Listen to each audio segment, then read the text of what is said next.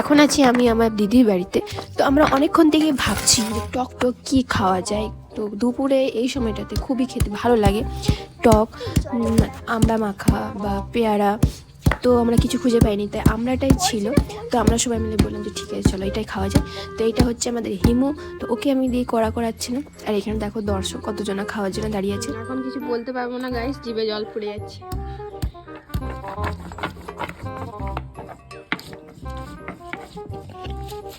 কার কার দেখে এটা জিভে জল আসছে অবশ্যই জানাবে। আমার তো এখনও জিভে জল আসছে, যে আমি যদি এখন আবার খেতে পেতাম দারুণ হতো। তো দারুণ টেস্টি হয়েছিল, অনেক ঝাল হয়েছিল।